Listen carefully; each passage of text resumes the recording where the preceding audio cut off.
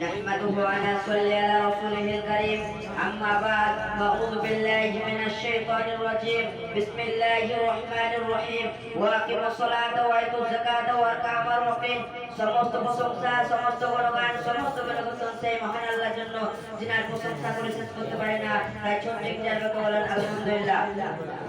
তারপরে পরে আমার নবী আপনার নবী সারা বিশ্বের নবী জনাবে মুহাম্মদ রাসূলুল্লাহ সাল্লাল্লাহু আলাইহি সাল্লাম লাখ কোটি কোটি দরুদ ও সালাম বর্ষণ করে ছোট্ট একটি বলেন আল্লাহুম্মা আমিন আল্লাহুম্মা সাল্লি আলা মুহাম্মাদ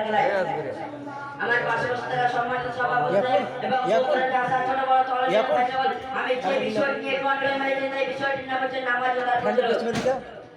সর্বপ্রথম জানবো আমরা সালাত কি বা কেন নামাজ হচ্ছে আল্লাহর আদেশ আল্লাহকে সন্তুষ্ট করা একমাত্র পথ নামাজের মধ্যে সালাত মানে দোয়া দরুদ তাকবীর আবার শরীরের পরিভাষায় কি আমার মতে বলে ওয়া আকিমুস সালাত তোমরা সালাত আদায় করতে থাকো ওয়া আতুজ যাকাত তোমরা যাকাত দিতে থাকো ওয়া তাওয়াক্কুল যারা রুকুতে শুরু করতে এবং জামাতের সহিত নামাজ পড়তে থাকো এই আয়াতের দ্বারা জানতে বা বুঝতে পারি প্রতিটি মুসলিম নরনারীর জন্য নামাজ পড়তে দেওয়া হয়েছে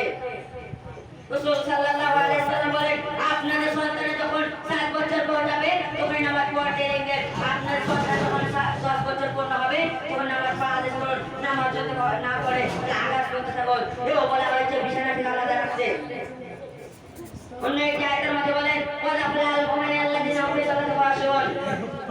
অর্থাৎ মুমিন যারা হবে তারা অবশ্যই পরিত্যাগ করে যাবে যারা নামাজে খুশি করবে এবং ধৈর্যশীল নামাজ পড়বে তারা হচ্ছে পূর্ণ মুমিন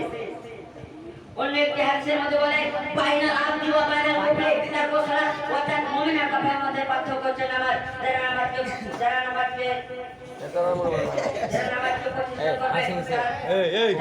প্রতিষ্ঠা করবে তারা হচ্ছে পূর্ণ মুমিন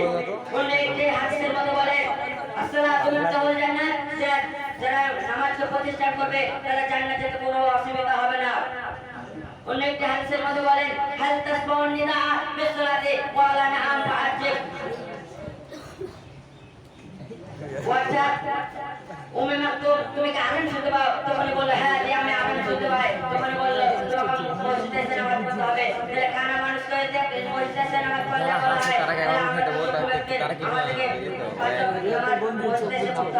আমার এখানে বক্তব্য এটি করলাম ওমা তৌফিক ইল্লা বিল্লাহ আসসালামু আলাইকুম